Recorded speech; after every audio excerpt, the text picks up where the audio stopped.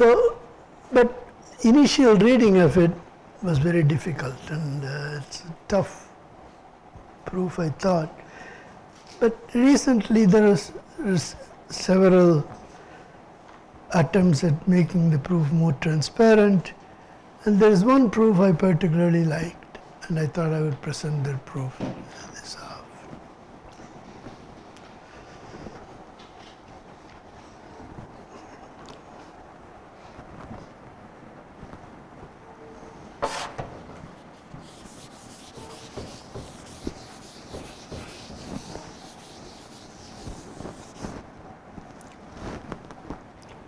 Okay.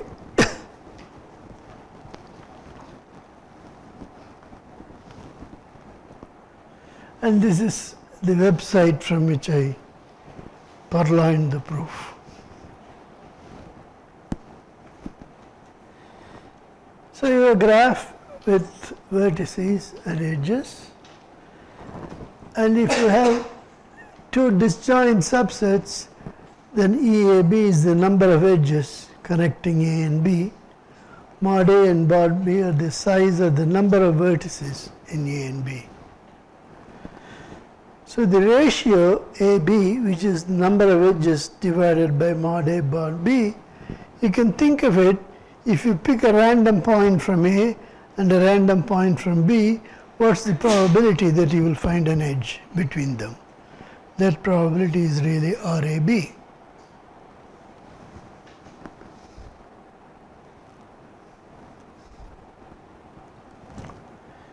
In a partition into disjoint subsets, you define a function g of p.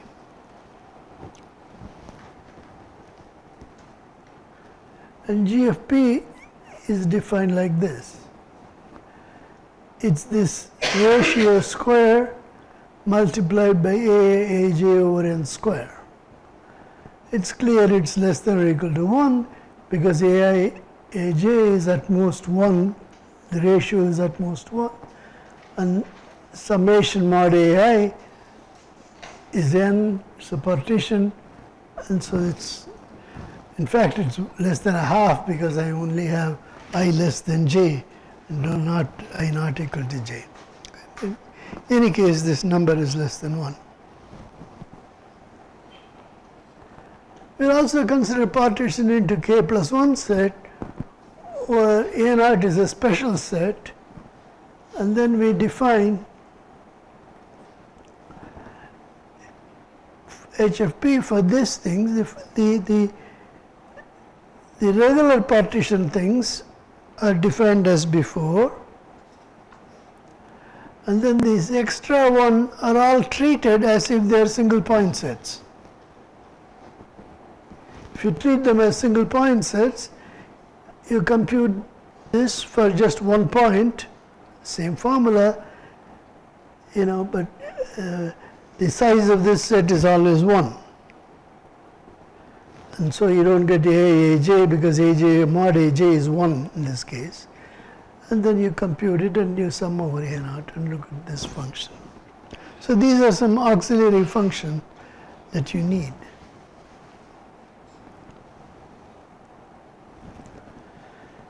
So you say a pair of partition is epsilon regular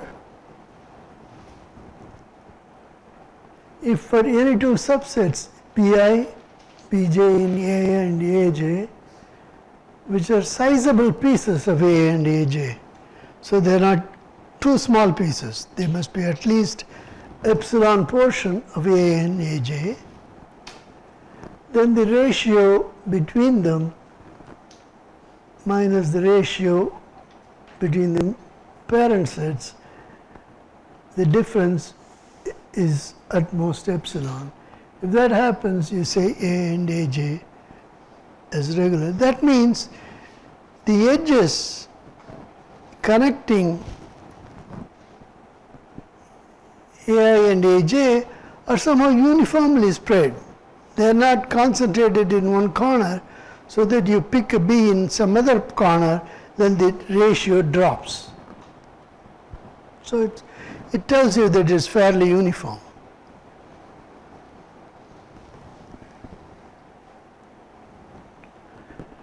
and a partition with n vertices of graph into k plus 1 subsets is called epsilon regular. There are many things that need to be true. The set A naught is called the exceptional set. And you want the size of the exceptional set to be small. So at most epsilon times the number of vertices. These are all subset of vertices, so I'm saying that the number of vertices in A naught is a small portion of the number of vertices in N. And the remaining ones are all equal size, some size d. So that kd plus the size of A naught is n. And out of all possible A and Aj, most of them are regular. At most epsilon times k square are not regular. So roughly you have k into k minus 1 by 2 possible pairs, the order of k square pairs, and majority, and most of them are regular, and only a small portion epsilon times k square, which is a relatively small percentage of all possible pairs, can afford to be not regular. Epsilon regular? The pairs Ai, Aj are all epsilon regular? Because when you define for pairs, you define epsilon regular. Yeah, epsilon regular, yeah.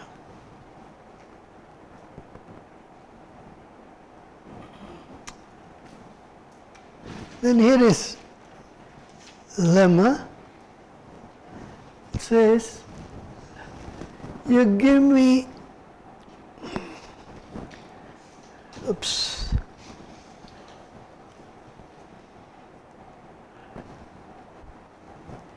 you give me any epsilon positive, then there is a number that depends only on epsilon, nothing else, which is these properties. If you give me any integer, there is another integer q prime larger than q with the property that if n is bigger than n naught and n is bigger than q, any graph with n vertices, there is an epsilon regular partition of its vertices into L plus 1 sets. I can't tell you what L is, but it can tell you it's between q and q prime. And q prime is determined purely in terms of q and epsilon. Nothing depends on n. Okay, so you can do it for all values of n. Of course, what exactly these sets are will depend on n. But the existence of the partition does not depend on what n is.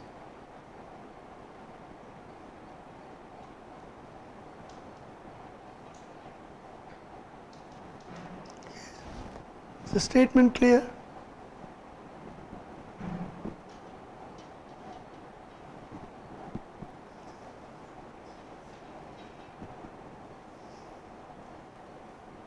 See, roughly what does it say?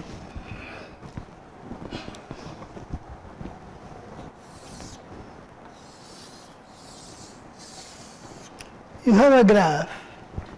You can relabel the vertices as you please, it doesn't matter for this. So you can assume A naught is the first set, and the rest of them are here.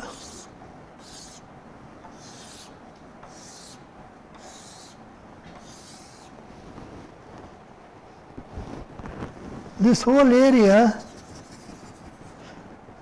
its area is epsilon at most.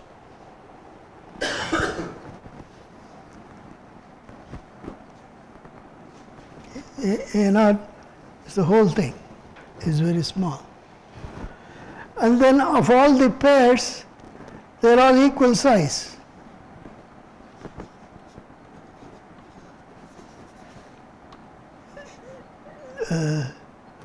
Size something of LD, I guess I call this. D over n square is the size of these things. And most of them are regular, epsilon regular. and there are a few scattered here and there which are not epsilon regular, and their total number is at most epsilon k square. And that's what the lemma says.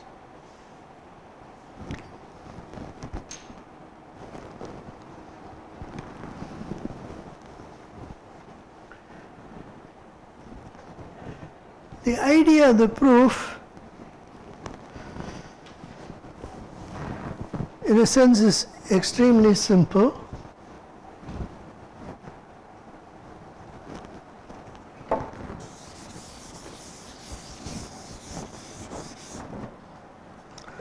Suppose you have a partition.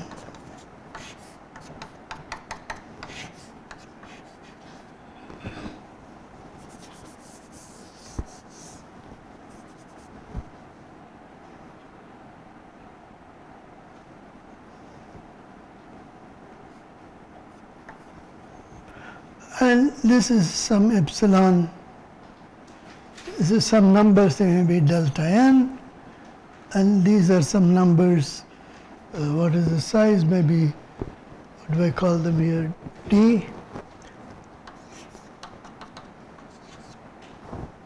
And this doesn't do it. It doesn't do it could be for many reasons. Let's concentrate here.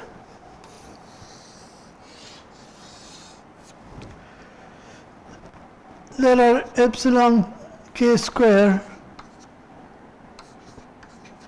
bad pairs.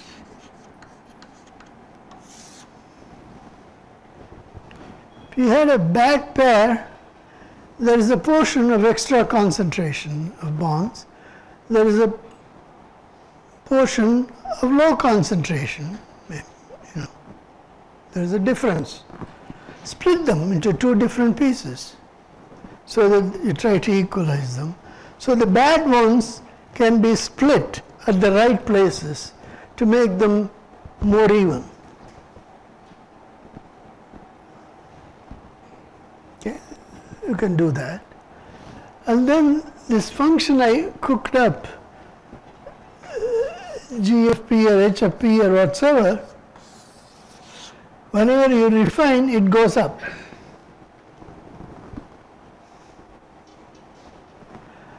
And it goes up by a fixed amount, which is, you can calculate by how much it goes up.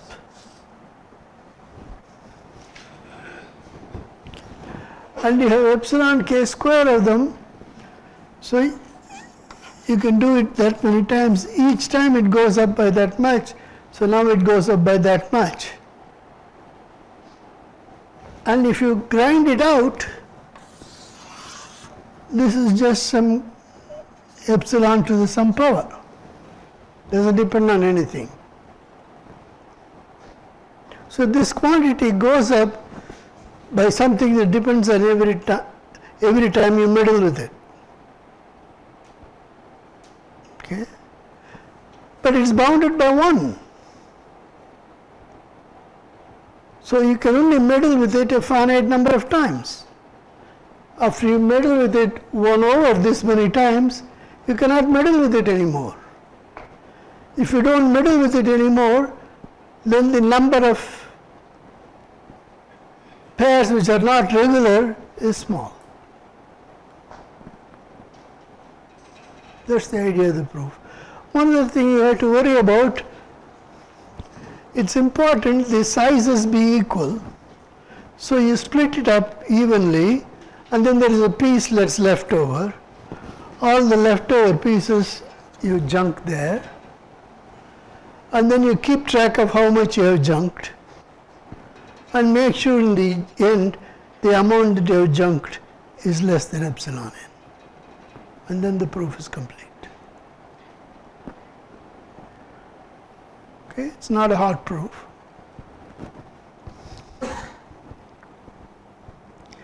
And the important thing is, why does it go up? You can do the algebra, but it's a very simple reason why it goes up. Because partitioning is like refining the sigma field. what you're really doing is projecting the function into this sigma field, take the conditional expectation and look at the mean square of this. As you keep refining the sigma field, this keeps on increasing. And the increase is just the conditional variance. And if you have a mismatch, then the conditional variance, you get a lower bound. That's the idea of how you get a lower bound. So let's do it. Okay.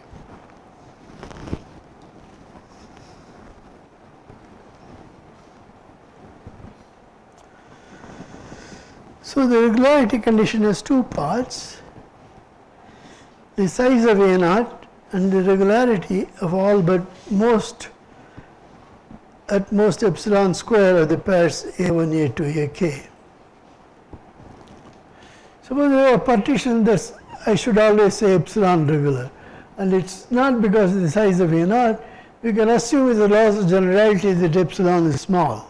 Okay, epsilon is 1/4. So at least epsilon k square pairs of sets A, Aj from the collection that are not regular. Let's take one such pair with subsets Bi contained in Ei, Bj contained in Aj, with the property Bi is bigger than epsilon Ai, Bj is greater than epsilon Aj, and the ratio, the difference in the two ratios is bigger than epsilon. We define the partition by replacing Ai, Aj by Bi, Bj and their relative complements in Ai.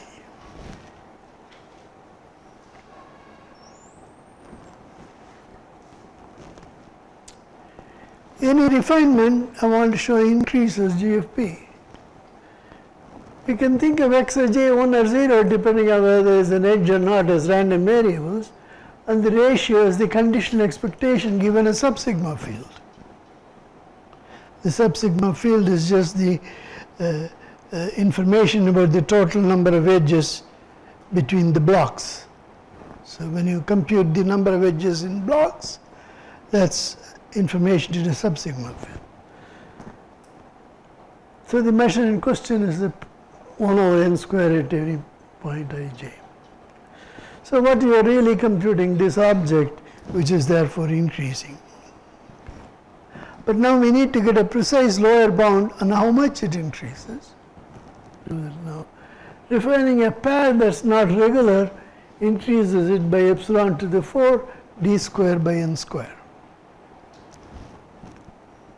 If AB is not regular, there is A1, A2 and B1 and B2 that make up A and B. Let us call Xij the number of edges between A and Bj. X is just the sum of 4 things, A1 and B1, A1 and B2, A2 and B1 and so on. And let's look at Yij as the ratio Xij over Ai Bj. That's the Rij in some sense, they call it Yij. And so I want to look at, when you compute how much it increases, this is what you want to compute. Before cutting up, that contribution was just x over mod A mod B square.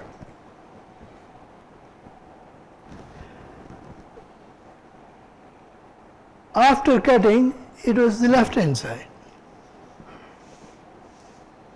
because each one got replaced by 4 pieces. So how much it increases is the difference between these two. This is the second moment, and that's the square of the first moment. So what you're really computing is the variance. Well, there is another way of computing the variance, which is this. And it tells you there is at least one term for which the difference is at least epsilon, and the weight is at least epsilon square. So it's clear it's bigger than epsilon to the 4. Okay. So we have it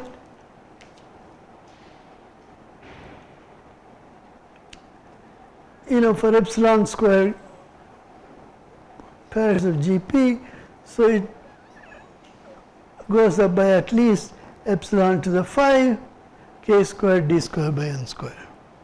Okay. Now n is kd plus size of a naught, so k squared d squared is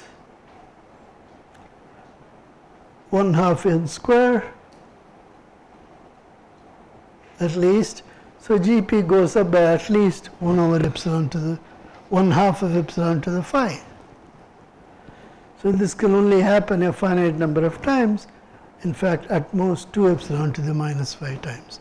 So that's the number of iterations you can make.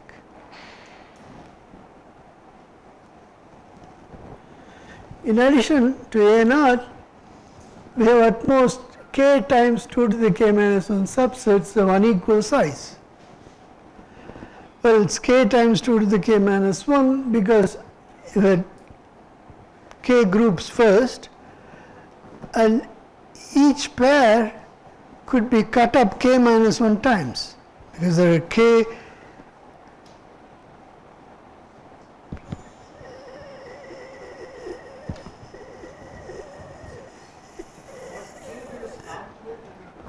which one? You start with a specific k that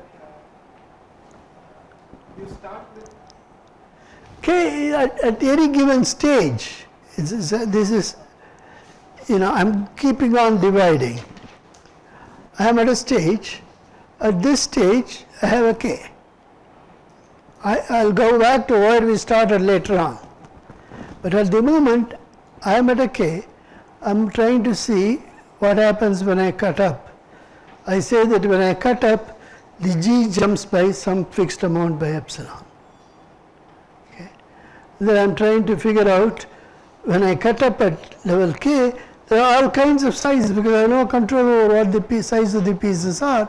So I want to get some uniform size, and the uniform size I want to pick is d prime, is what I had before divided by 4 to the k, whatever that k was. Okay. So when I do that, I'll at most have k times 4 to the k pieces, because each piece is being,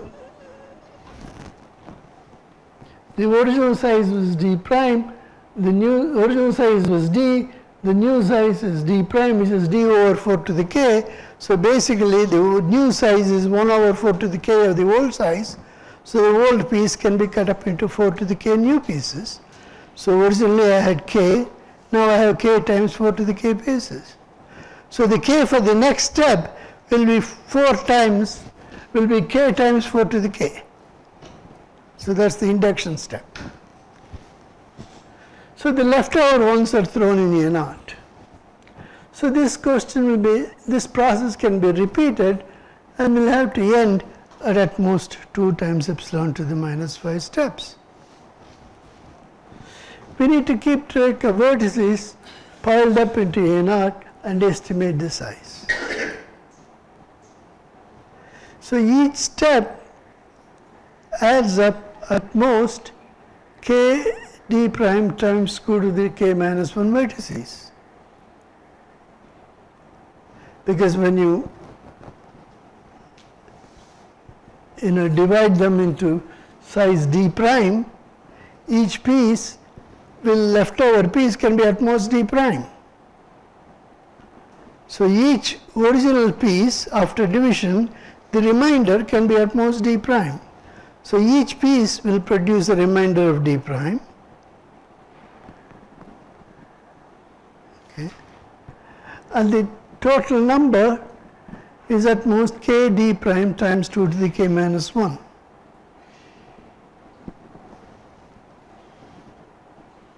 Okay. So you can compute it, what it is. It's n over d prime is d over 4 to the k, and you compute it comes out to be n over 2 to the k plus 1.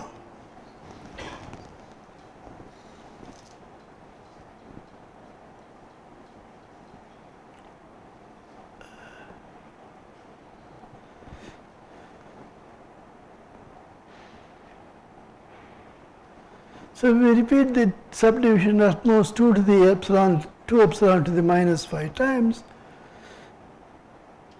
So let q epsilon k naught be the result of the iteration of the map k to 4 times k, 2 epsilon to the minus 5 times, starting from some k naught. It's the largest number of sets in the partition we can end up with.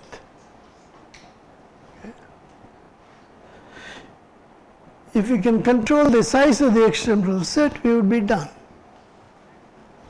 Ignore 1b. Okay. So let's compute it. It's k 2 to the k minus 1 times d over 4 to the k turns out to be n over 2 to the k plus 1.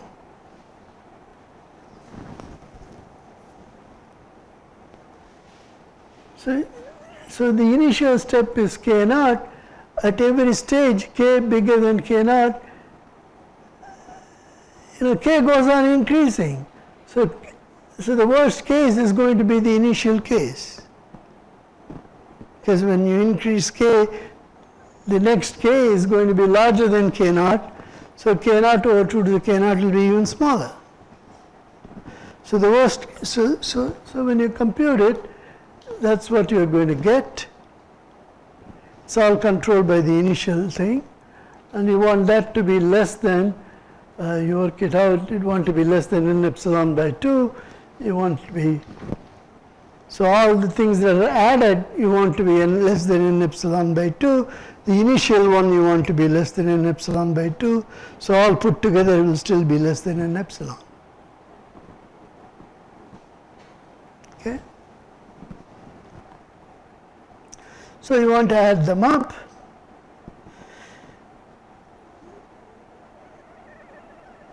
So the initial size is A naught is at most k naught, and k naught is less than n epsilon by 2.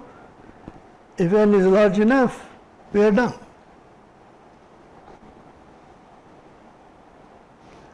Because see, the reason is, if you want to make this less than epsilon times n, all you need to do is to choose k naught large. You have to choose k naught large depending only on epsilon, not on n. So the choice of the initial size only depends on epsilon, and once you choose an epsilon and the initial size, where you end up is determined. N has nothing to do with it. So the procedure works uniformly for all, no matter how large the value of n is.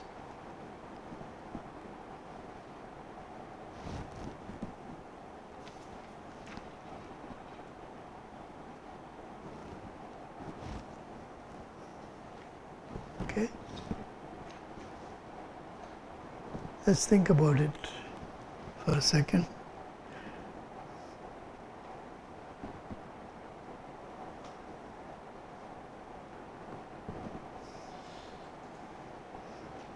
Is it convincing?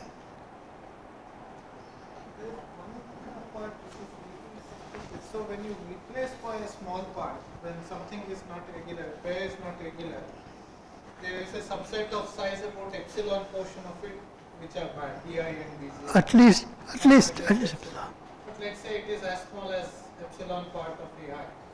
So then this is a very small set of maybe size epsilon n or something like that.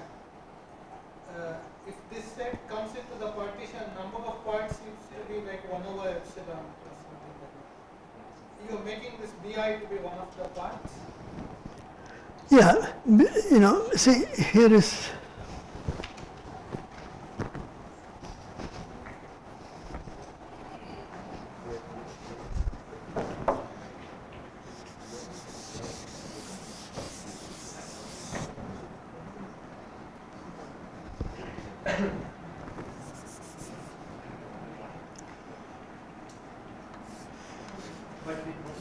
see, there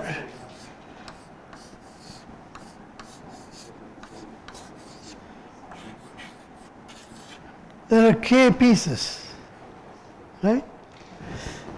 There are some comparisons ij which are not regular.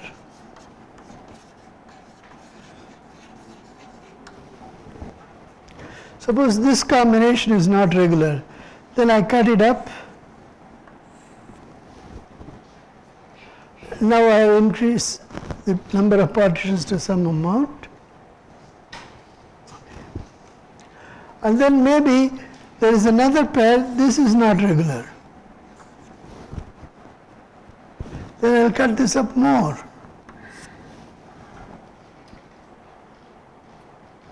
So each piece has the potential of being cut by everybody else.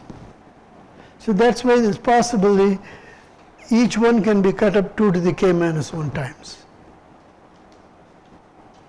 Although the total number of cuttings could be epsilon k square, any one set can be cut up at most k minus 1 times, leading to 2 to the k minus 1 pieces.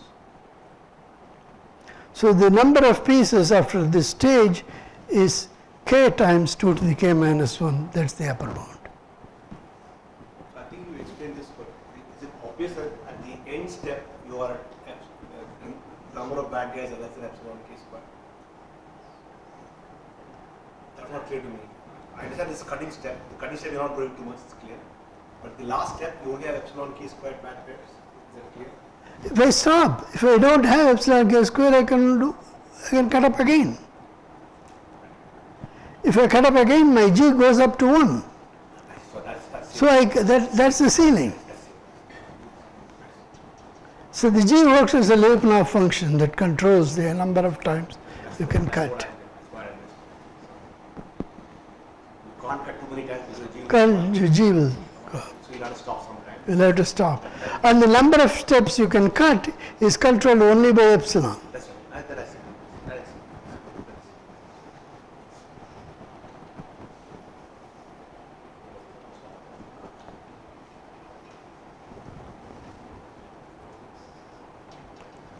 So the idea of the proof is very simple, and the algebra is not very, just completing the square and computing the mean. That's all. I think it's a good place to stop. And tomorrow, Friday, we'll do the large deviation upper bound and applications to various things. Should we send these slides to everybody who came today? Yeah, I'll edit it once more to correct some typos, and then I'll send it. I'll send it to you, and then hopefully the mail will work by then. You know, for some reason it says that my Courant server is not safe. It's been safe all these years. It was safe yesterday. Today it's not safe. In the guest house it's safe, but here it's not safe. I think it went a little faster than I had expected, the slides. So, but I don't, you know, it's a good place to stop.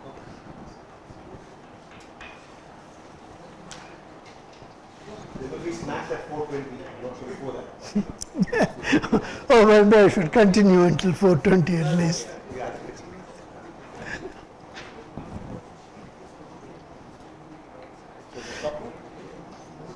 Yeah, the problem is that the next lecture, the slides have not been loaded up yet. So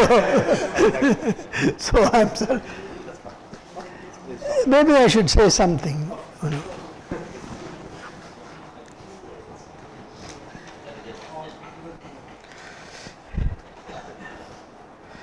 Another way of stating this is you look at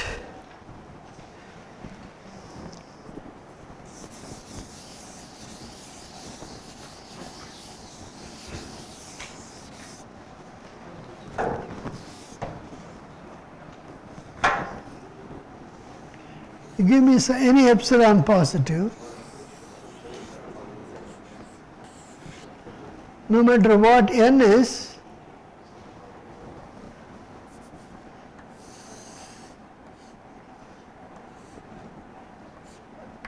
there is a partition of the unit interval into some intervals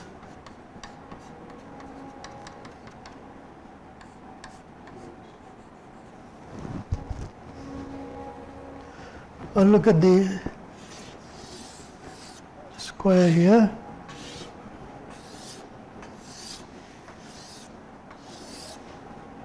These intervals are all equal length, and the border is at most epsilon, and the inside is filled with some symmetric numbers, and the number of such partitions is some number k, whatever d or whatever is determined by epsilon. That's all. Okay. So that is this graphon, if you like. This graphon is, so the number of such graphons is basically finite, except the numbers here can be 0 to 1, so it's a compact set of graphons. Because the partition is finite, you don't degenerate. And you take an epsilon neighborhood of it in the cut topology. No matter what graph you give, there is a permutation of the vertices of the graph which brings you within G epsilon. Well, I should state it more precisely. So let's G epsilon be all graphs of size L here. Okay. And take the union of this L between some numbers, some C1 epsilon and C2 epsilon. So this is still a finite union of compact subset of graphons, and you take a neighborhood of them, and any graph of any size, you can permute the vertices so that it comes within here. There is a n factorial orbit. If you think of matrices, the matrix representation depends on how you index them. The indexing can be, labeling can be done in any way. There is an orbit, n factorial, permutation orbit. So there's always at least one member of the orbit which that comes within this.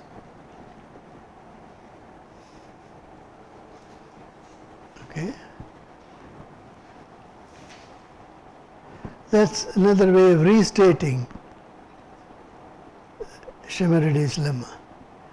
And that has a consequence, which is that if you look at the space of graphons, which is not compact, but the the group of measure preserving transformations of the unit interval acts on it, the quotient space is compact. Because that's the fact that the quotient space basically tells you these things are covered by, it's a totally bounded space.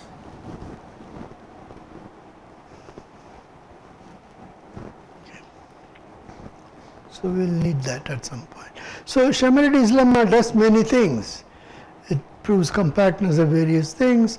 It proves that within the orbit there are nice things. So a graph, a random graph, or any graph for that matter, any dense graph can be presented in a nice manner in the cut topology.